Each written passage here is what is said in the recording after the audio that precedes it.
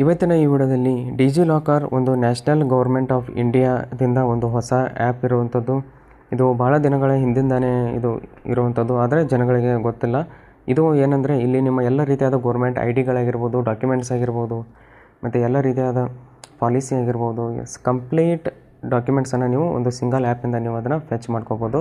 ಆ ಥರ ಒಂದು ಡೀಟೇಲ್ಸನ್ನು ಹಾಕಿ ನೀವು ಅದನ್ನು ಸೇವ್ ಮಾಡಿಟ್ಕೊಳ್ಳಿ. ನಿಮಗೆ ಮುಂದಿನ ದಿನಗಳಲ್ಲಿ ನಿಮಗೆ ಯಾವುದೇ ರೀತಿಯಾದ ಒಂದು ಡಾಕ್ಯುಮೆಂಟ್ಸನ್ನು ಕ್ಯಾರಿ ಮಾಡೋ ಅವಶ್ಯಕತೆ ಇರೋಲ್ಲ. ಇಲ್ಲಿ ಆಧಾರ್ ಕಾರ್ಡ್, ಪ್ಯಾನ್ ಕಾರ್ಡ್, ಮತ್ತು 10th ಮಾರ್ಕ್ಶೀಟು, 12th ಮಾರ್ಕ್ಶೀಟು, ಡಿಗ್ರಿ ಸರ್ಟಿಫಿಕೇಟ್ಸು, ಎಲ್ಲ ರೀತಿಯಾದ ಪಾಸ್ಪೋರ್ಟು, ಡ್ರೈವಿಂಗ್ ಲೈಸೆನ್ಸು ಎಲ್ಲವೂ ಇಲ್ಲಿ ಸಿಗುತ್ತೆ. ಇದೊಂದು ಒರಿಜಿನಲ್ ಅಂತಲೇ ಕನ್ಸಿಡರ್ ಮಾಡ್ತಾರೆ. ಎಲ್ಲಾದರೂ ನೀವು ಐಡೆಂಟಿಟಿ ಪ್ರೂಫ್ ಮುಖಾಂತರ ಕೇಳಿದರೆ ನೀವು ಇದನ್ನು ಆನ್ಲೈನ್ ಮುಖಾಂತರ ಕೂಡ ನೀವು ಶೋ ಮಾಡ್ಬೋದು.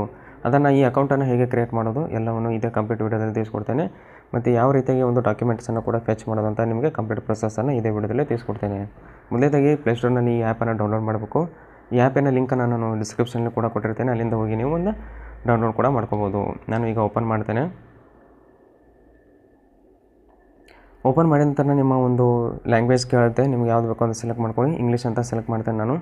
ಸೆಲೆಕ್ಟ್ ಮಾಡಿದ ನಂತರ ಇಲ್ಲೇನಾಗುತ್ತೆ, ಇಲ್ಲಿ ನೋಡ್ಬೋದು ಗೆಟ್ ಸ್ಟಾರ್ಟೆಡ್ ಮೇಲೆ ನಾವು ಕ್ಲಿಕ್ ಮಾಡಬೇಕು. ಇಲ್ಲಿ ನೋಡ್ಬೋದು Aadhaar card, PAN card, Covid certificate ಎಲ್ಲವೂ ಕೂಡ ಇರುತ್ತೆ. ಇಲ್ಲಿ ಯೂಸರ್ಸನ್ನು ನೋಡ್ಬೋದು ನೀವು ಮಿಲಿಯನ್ನಲ್ಲಿದ್ದಾರೆ, ಮತ್ತು ಡಾಕ್ಯುಮೆಂಟ್ಸನ್ನು 1 ಬಿಲಿಯನ್ನಲ್ಲಿ ಇಶ್ಯೂ ಮಾಡ್ಕೊಂಡಿದ್ದಾರೆ.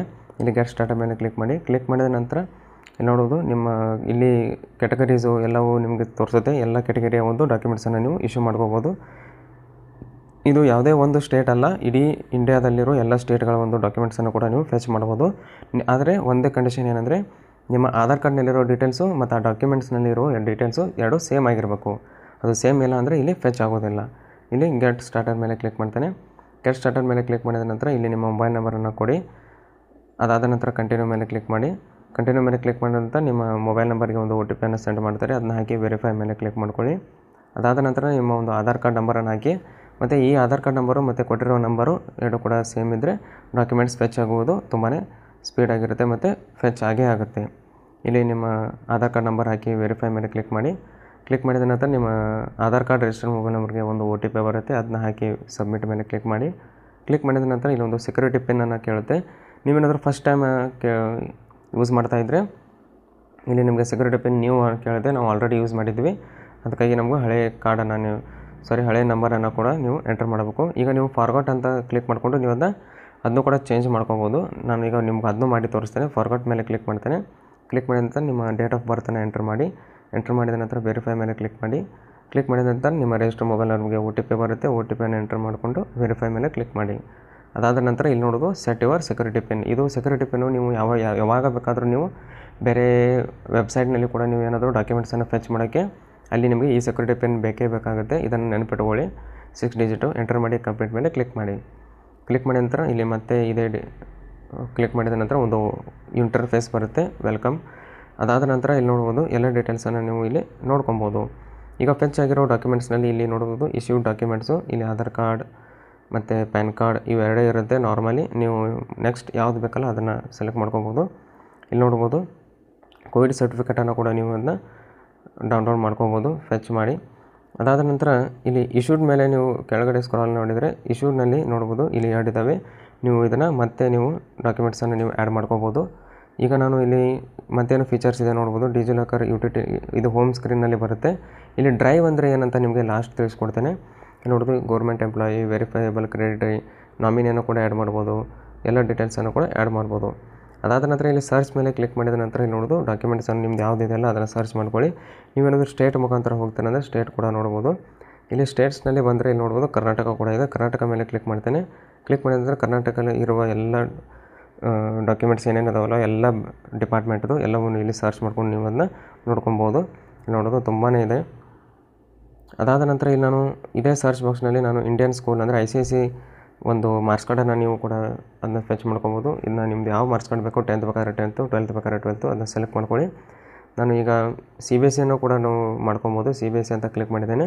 ಅಲ್ಲಿ ಕೂಡ ನೋಡ್ಬೋದು ಎಲ್ಲ ಸರ್ಟಿಫಿಕೇಟನ್ನು ನೀವು ಇಲ್ಲಿ ಡೌನ್ಲೋಡ್ ಮಾಡ್ಕೊಬೋದು. ಅದಾದ ನಂತರ ಇಲ್ಲಿ ನೋಡೋದು ಇದೇ ICSE ಇದೇನು ಹೇಳಿದ್ನಲ್ಲ ಅದೇ ಇದು. ಅದಾದ ನಂತರ ಇಲ್ಲಿ ನೋಡೋದು ಡಿಪಾರ್ಟ್ಮೆಂಟ್ ಆಫ್ ಪ್ರೀ ಯೂನಿವರ್ಸಿಟಿ ಇಲ್ಲಿ ಕರ್ನಾಟಕ ನೋಡ್ಬೋದು. ಕರ್ನಾಟಕ ಯೂನಿವರ್ಸಿಟಿ ಬೋರ್ಡಿಂದ ಒಂದು 12th ನೀವು ಪಾಸ್ ಮಾಡಿದರೆ ಅಲ್ಲಿ ಕೂಡ ಅದನ್ನು ಕೂಡ ನೀವು ಡೌನ್ಲೋಡ್ ಮಾಡ್ಕೋಬೋದು. ಈಗ ಅದ್ರ ಮೇಲೆ ಕ್ಲಿಕ್ ಮಾಡ್ತೇನೆ. ಕ್ಲಿಕ್ ಮಾಡಿದ ನಂತರ ನಿಮ್ಮ PUC ರಿಜಿಸ್ಟರ್ ನಂಬರು ಮತ್ತು ಪಾಸಿಂಗ್ ಇಯರು ಮಂತನ್ನು ಹಾಕಿ ಗೆಟ್ ಡಾಕ್ಯುಮೆಂಟ್ ಮೇಲೆ ಕ್ಲಿಕ್ ಮಾಡಿದರೆ ಸಾಕು, ನಿಮ್ಮ ಡಾಕ್ಯುಮೆಂಟ್ಸ್ ಫೆಚ್ ಆಗುವಂಥದ್ದು. ಇಲ್ಲಿ ನೋಡೋದು ಫೆಚಿಂಗ್. ಈಗ ಮತ್ತೆ ಬೇರೆ ಡಾಕ್ಯುಮೆಂಟ್ಸನ್ನು ನೀವು ನೋಡಬೇಕಂದ್ರೆ ಮತ್ತೆ ಸರ್ಚ್ ಬಾಕ್ಸ್ನಲ್ಲಿ ಬನ್ನಿ. ಸರ್ಚ್ ಬಾಕ್ಸ್ ಮೇಲೆ ಕ್ಲಿಕ್ ಮಾಡ್ಕೊಂಡು ನಾವು ಒಂದು ಹೆಲ್ತ್ ಇನ್ಶೂರೆನ್ಸ್ ಇದೆ ನಮ್ಮದು, ಅದು ಹೆಲ್ತ್ ಇನ್ಶೂರೆನ್ಸನ್ನು ಕೂಡ ನೀವನ್ನ ನೋಡ್ಕೊಬೋದು. ಇಲ್ಲಿ ನಮ್ಮದು ನಿವಾ ಬೂಪಾ ಹೆಲ್ತ್ ಇನ್ಶೂರೆನ್ಸ್ ಇದೆ, ಅದನ್ನ ಕ್ಲಿಕ್ ಮಾಡಿಕೊಂಡು ಅದರ ಮೇಲೆ ಕ್ಲಿಕ್ ಮಾಡಿದರೆ ಅದು ಪಾಲಿಸಿ ನಂಬರನ್ನು ಹಾಕಿ ಅದನ್ನ ಡಾಕ್ಯುಮೆಂಟನ್ನು ಕೂಡ ನೀವು ಫೆಚ್ ಮಾಡ್ಕೋಬೋದು. ಫೆಚ್ ಮಾಡಿದ ನಂತರ ಅದು ಫೆಚ್ ಕೂಡ ಆಗುತ್ತೆ. ಅದಾದ ನಂತರ ನೀವು ಡ್ರೈವ್ ಅಂದರೆ ಏನಂತ ಕೇಳಿದ್ರಲ್ಲ, ಡ್ರೈವ್ ಮೇಲೆ ಕ್ಲಿಕ್ ಮಾಡಿ. ಡ್ರೈವ್ ಮೇಲೆ ಕ್ಲಿಕ್ ಮಾಡಿದ ನಂತರ ನಿಮಗೆ 1 GB ಒಂದು ಡಾಕ್ಯುಮೆಂಟ್ಸನ್ನು ಅಪ್ಲೋಡ್ ಮಾಡುವಂಥ ಒಂದು ಡಾಕ್ಯುಮೆಂಟ್ಸನ್ನು ಕೊಡ್ತಾರೆ. ನೀವು ಇಲ್ಲಿ ನ್ಯೂ ಅಂತ ಕ್ಲಿಕ್ ಮಾಡಿ. ನ್ಯೂ ಅಂತ ಕ್ಲಿಕ್ ಮಾಡಿದರೆ ಇಲ್ಲಿ ಪ್ಲಸ್ ಅಂತ ಐಕನನ್ನು ಸೆಲೆಕ್ಟ್ ಮಾಡ್ಕೋಬೋದು. ಅಂದರೆ ನೀವು ಯಾವುದೋ ಒಂದು ಇಮೇಜು PDF ಫೈಲು ಎಲ್ಲವನ್ನು ಇಲ್ಲಿ ಅಪ್ಲೋಡ್ ಮಾಡ್ಕೋಬೋದು, ಆದರೆ 1 GB ತನಕ ಮಾತ್ರ. ನೀವು ಮೇಲೆ ಕ್ಲಿಕ್ ಮಾಡಿ. ಕ್ಲಿಕ್ ಮಾಡಿದ ನಂತರ ನಿಮಗೆ ಡೈರೆಕ್ಟ್ ಕ್ಯಾಮ್ರಾದಿಂದ ಅಪ್ಲೋಡ್ ಮಾಡ್ತೀರಾ ಅಲ್ಲಿ ಮಾಡ್ಕೋಬೋದು, ನಿಮ್ಮ ಡಿವೈಸ್ನಲ್ಲಿರುವ ಅಪ್ಲೋಡ್ ಮಾಡ್ಕೋಬೋದು. ನಾನು ಅಪ್ಲೋಡ್ ಫೈಲ್ ಮೇಲೆ ಕ್ಲಿಕ್ ಮಾಡ್ತೇನೆ. ಅದಾದ ನಾನು ಒಂದು ಫೈಲನ್ನು ಸೆಲೆಕ್ಟ್ ಮಾಡಿದ್ದೇನೆ, ಅದನ್ನು ಸೆಲೆಕ್ಟ್ ಮಾಡ್ಕೊಂಡು ಓಕೆ ಮೇಲೆ ಕ್ಲಿಕ್ ಮಾಡ್ತೇನೆ. ಕ್ಲಿಕ್ ಮಾಡಿದ ನಂತರ ಇಲ್ಲಿ ನೋಡೋದು 160 KB ಇದೆ. ಇದು ಕಂಪ್ಲೀಟ್ಲಿ ಫೈಲ್ ಅಪ್ಲೋಡೆಡ್ ಅಂತ ತೋರಿಸ್ತಾ ಇದೆ. ನಿಮಗೆ ಹೊರಗಡೆ ಬಂದು ತೋರಿಸ್ತಾನೆ. ಇಲ್ಲಿ ನೋಡ್ಬೋದು 1 GBಯಲ್ಲಿ ಈಗ 156 KB ಅದನ್ನ ಸೆಲೆಕ್ಟ್ ಮಾಡ್ಕೊಂಡಿದೆ. ಡಾಕ್ಯುಮೆಂಟ್ಸ್ನಲ್ಲಿ ನೋಡಿದರೆ ಅದು ಡಾಕ್ಯುಮೆಂಟ್ ಇರುತ್ತೆ ಇಲ್ಲಿ, ಅದನ್ನು ನೋಡಿಕೊಂಡು ನೀವು ಅದನ್ನ ಡಾಕ್ಯುಮೆಂಟ್ಸನ್ನು ಫೆಚ್ ಮಾಡ್ಬೋದು. ಇಲ್ಲಿ ನೋಡೋದು ಈ ವಿಡಿಯೋದಲ್ಲಿ ಇಷ್ಟೇ. ಮತ್ತು ಇಲ್ಲಿ ಡಿಜಿಲಾಕರ್ನಲ್ಲಿ ನ್ಯೂ ಸರ್ವಿಸ್ ಏನಾದರೂ ಬಂದರೆ, ನೀವೇನಾದರೂ ಸ್ಟಾಕ್ ಮಾರ್ಕೆಟಲ್ಲಿ ಯೂಸ್ ಮಾಡ್ತಾಯಿದ್ರೆ ಅಲ್ಲಿ ಕೂಡ ಒಂದು ಡಿಮ್ಯಾಟ್ ಅಕೌಂಟ್ ಸ್ಟೇಟ್ಮೆಂಟು ಎಲ್ಲವನ್ನು CDSL ಎಲ್ಲ NSDL ಎಲ್ಲವನ್ನು ಇಲ್ಲಿ ಡಾಕ್ಯುಮೆಂಟ್ಸನ್ನು ಕೂಡ ಮಾಡ್ಕೋಬೋದು. ನಿಮ್ಮ ಕಡೆ ಏನಾದರೂ ಮ್ಯೂಚುವಲ್ ಫಂಡ್ ಇದ್ದರೆ ಎಲ್ಲವನ್ನು ಇಲ್ಲಿ ಡಾಕ್ಯುಮೆಂಟ್ಸನ್ನು ಫೆಚ್ ಮಾಡ್ಕೋಬೋದು. ಈ ವಿಡಿಯೋದಲ್ಲಿ ಇಷ್ಟೇ. ನಿಮಗೇನಾದರೂ ಕ್ವೆರೀಸ್ ಇದ್ದರೆ ಕಮೆಂಟ್ ಬಾಕ್ಸ್ನಲ್ಲಿ ತಿಳಿಸಿ. ನಿಮಗೇನಾದರೂ ಲಾಂಗ್ ಆಗಿ ನಿಮಗೇನಾದರೂ ಕ್ವಶನ್ಸ್ ಇದ್ದರೆ ಇನ್ಸ್ಟಾಗ್ರಾಮಲ್ಲೂ ಕೂಡ ನಮಗೆ ಬಂದು ಮೆಸೇಜ್ ಮಾಡ್ಬೋದು. ಈ ವಿಡಿಯೋದಲ್ಲಿ ಇಷ್ಟೇ. ನಿಮಗೇನಾದರೂ ಕ್ವೆರೀಸ್ ಇದ್ದರೆ ಖಂಡಿತವಾಗ್ಲೂ ತಿಳಿಸಿ. ಈ ವಿಡಿಯೋ ಇಷ್ಟ ಆದರೆ ಲೈಕ್ ಮಾಡೋದನ್ನು ಮರಿಬೇಡಿ. ಮತ್ತೆ ಮುಂದಿನ ವಿಡಿಯೋದಲ್ಲಿ ಸಿಗೋಣ.